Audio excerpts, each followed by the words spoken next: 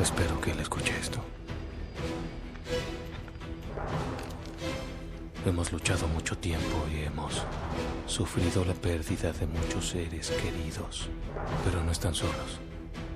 Hay grupos de resistencia en todo el planeta. Estamos en el umbral. Manténganse vivos. No tienen idea de lo importantes que son y de lo importantes que se volverán todos y cada uno de ustedes. Pero la resistencia está planeando algo más grande.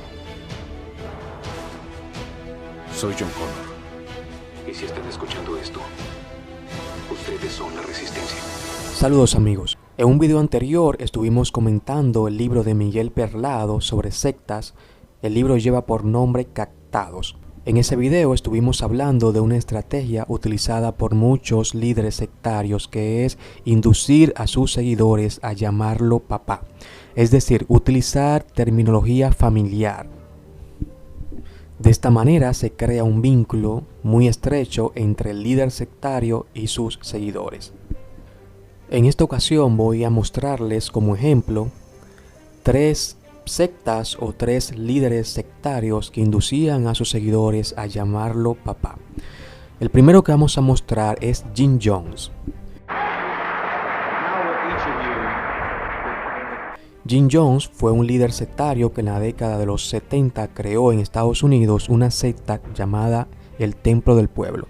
Luego esta secta se trasladó hacia Guyana y en este país este líder indujo a que sus seguidores se suicidaran, el que es conocido como uno de los mayores suicidios en masa de la historia de la humanidad.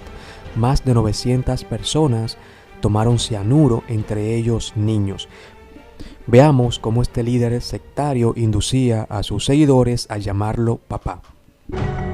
Empecemos por ¿quién es Jim Jones y cuál es su mensaje? Es un carismático predicador cristiano que reivindica la causa de los desfavorecidos. 1956, Indianápolis, Indiana. Jones, un reverendo metodista de 25 años, funda el primer templo del pueblo con su mujer. Predica la justicia social y la aceptación de todas las razas en su iglesia. En los oficios Jones ofrece sesiones de curación espiritual y anima a sus seguidores a llamarlo padre o papá. Durante los siguientes 6 años, Jones y su mujer tienen un hijo y adoptan otros 4. Su congregación crece hasta tener unos 1000 seguidores. Entonces abre un comedor y una guardería. Veamos otro ejemplo. En este caso estaremos viendo el líder de la secta La Luz del Mundo, una secta mexicana con miles de seguidores. El líder de esta secta fue recientemente condenado en los Estados Unidos por violación y otros cargos. Este líder también inducía a sus seguidores a llamarlo papá. Vamos a mostrar un pequeño corte de parte del juicio que se le realizó a este líder sectario en los Estados Unidos, donde fue condenado finalmente por abuso sexual, entre otros cargos. En el momento que una de las mujeres afectadas por el apóstol Nazón, entiéndase, una víctima, estaba dando sus declaraciones, ella dijo que desde niña en esa iglesia se le ha enseñado a decirle papi o daddy al apóstol Nazón. Enseñaron a creer que el apóstol era nuestro padre y nos amaba. Escuchen bien lo que ella está diciendo. ¿Cómo lo adoctrinaron para decirle papi o daddy? Nos adoctrinaron para llamarlo papi, para hablar siempre de papi o daddy. Veamos ahora este otro caso de esta secta que está en los Estados Unidos. La secta de Guillermo Maldonado, que es una secta que aunque está en Estados Unidos, tiene iglesias en diferentes partes del mundo. Este líder sectario también induce a sus seguidores a llamarlo padre o papá o daddy. Veamos este caso. Pero cuando Daddy nos dice, hija, te amo, gracias papá, te admiro por ser un hombre visionario. Papá, Daddy, la profeta Ana, nuestra madre, muchísimas gracias. I serve God faithfully in this house. I serve you, Dad, serve faithfully in this house. Finalmente quiero recomendarles esta interesante entrevista que le realizaron recientemente a la reconocida psicóloga Laura Merino, donde comenta esta estrategia de muchos líderes sectarios de utilizar terminología familiar, entre ellas papá o padre. De esta manera se crea un vínculo bastante fuerte y los seguidores del líder sectario lo ven como un padre, y se va disminuyendo la capacidad crítica de sus seguidores. Además de influir bienestar entre sus seguidores, que ven la secta como un círculo familiar. Veamos este pequeño comentario de la psicóloga Laura Merino y nos vemos en otro video donde estaremos hablando más sobre las sectas. Hasta la próxima. Cuando tú entras en un grupo de estos, son gente amable, son gente que apabulla. Nosotros los psicólogos llamamos que siempre hay como un bombardeo de amor al principio, ¿no? Tú llegas a un sitio donde te dicen que eres genial, que eres guay, que te van a acompañar a todos sitios, que somos como una familia. Muchos de ellos usan nomenclatura familiar, ¿no? Brothers, hermanos, padre, que tiene mucho que ver con ese condicionamiento que van haciendo poco a poco. La verdad es que al principio es muy amable, incluso los chicos pueden tener cambios muy positivos, ¿no? Hay grupos que ayudan a dejar las drogas, como vamos a ver los negativos, ¿no? Pero luego poco a poco la supeditación es total y la no capacidad de tener criterio propio y decisión propia. ¿Y quien supedita al otro, quien anula al otro, es consciente de que lo está haciendo? Sí, porque normalmente además esto es un gurú, ¿no? En el sentido más clásico del término, o una cúpula, ¿no? Que tiene unos intereses claros de tener mucho poder. Cuantas más personas tienes, pues más poder tienes, más dinero tienes, más... Una cosa que me dice mucho, bueno, es que a mí no me piden un duro, ya, pero a lo mejor luego estás haciendo la web, estás vendiendo libros, estás todo el día hablando de ese negocio, con lo cual estás captando gente. Todo eso implica un poder para las personas que lideran esos grupos, que evidentemente que son conscientes de lo que están haciendo y de cómo lo están haciendo. La personalidad del líder es fundamental. Sí, normalmente sí, claro. Muchas veces depende, ¿no? Los grupos que clásicamente nos vienen a la cabeza, siempre puede haber un trastorno de personalidad, ¿no? Un cierto misticismo y creerse especiales o nacidos de algo especial, pero lo que sí que todos se sienten con unas capacidades increíbles, desde pues hacerte millonario a curarte cualquier enfermedad con cualquier remedio casero. Sí, tienen un perfil narcisista, por decirlo de alguna manera, son inteligentes, son muy buenos manipulando. Y la personalidad del persuadido, del anulado, también eso cuenta. Sí, me lo dicen muchas veces como que hay un perfil, ¿no? Y a mí eso me preocupa porque entonces nos aleja de la posibilidad que yo siempre digo que todos podemos ser manipulados, todos. La cuestión es que se dé el momento adecuado, circunstancia adecuada y el grupo que a ti te puede entrar, ¿no? Porque lo que yo he comprobado con los años que llevo trabajando es que si tú no tenías una vulnerabilidad, que muchas veces sí que la hay, ¿no? Pues ser muy joven, idealista, tener alguna necesidad, pues quedarte en paro o alguna enfermedad. Esos son vulnerabilidades, pero no son características de la persona, porque lo que yo he visto es que si tú no tienes una vulnerabilidad, el líder o el grupo ya te la generará, ¿no? Tú entras allí casi sin problemas y a tener una experiencia, digamos, pues por ejemplo, de consumir una droga y acabas teniendo problemas con toda la familia y hasta tus bisabuelos te han podido heredar enfermedades, ¿no?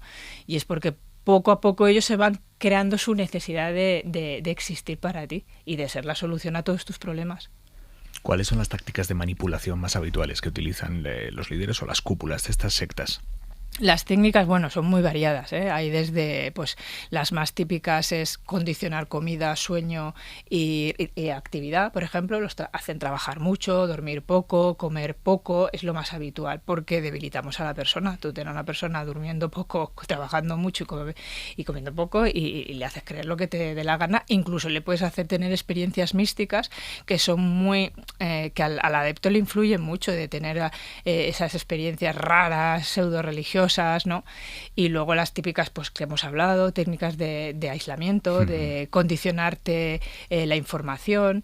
No sé, hay muchísimas. Pero las sectas llegan a destruir la voluntad de una persona o la anulan temporalmente, la aplacan. Yo siempre digo que lo que hacen es construir una personalidad sectaria, que es con la que siempre vamos a topar, que además es muy irracional, muy poco accesible, emocionalmente muy fría. Los padres, por ejemplo, que yo ayudo, pues lo pasan mal porque no reconocen a su hijo. Yo he tenido padres que han transmitido una enfermedad, que tengo una enfermedad al hijo, ¿no? Y el hijo quedarse tan pancho porque, bueno, es más importante que tengo que hacer algo con el grupo, ¿no? Y yo siempre digo, es una personalidad sectaria, les pongo la misma metáfora, es como una muñeca rusa.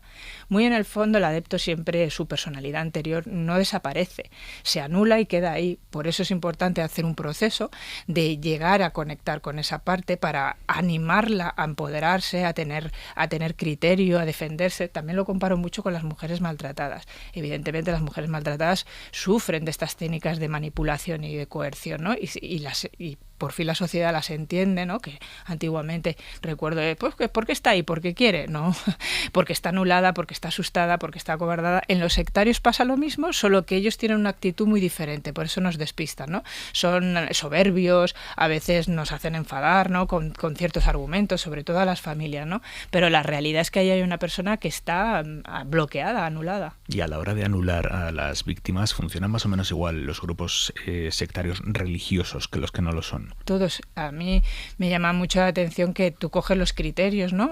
O las técnicas de manipulación y coges uno religioso, coges uno político, que los hay tanto de extrema izquierda como de extrema derecha, o el yihadismo, ¿no? Lo que es la radicalización.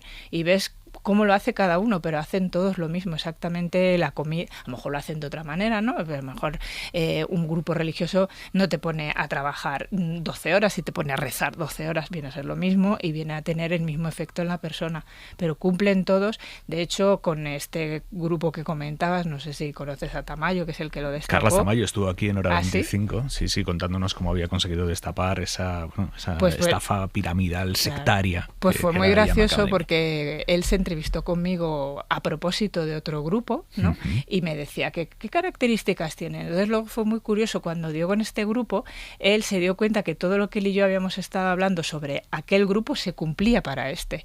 Y en sus vídeos me pone comentando aquel grupo, pero está dentro de IAM, ¿no? Y es como... Y yo no estaba hablando de ese grupo, pero encaja perfectamente. Sí. ¿No?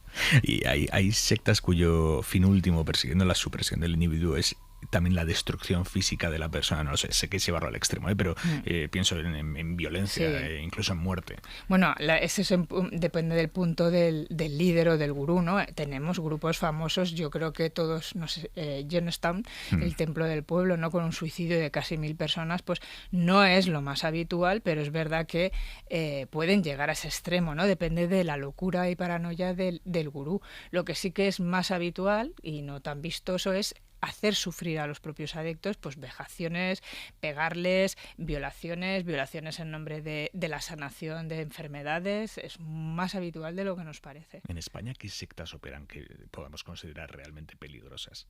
Pues ¿sabes qué pasa? Que en España hay una legislación, por decirlo de alguna manera, que no habla de sectas, habla de religiones. Entonces es muy curioso que si tú coges aquí...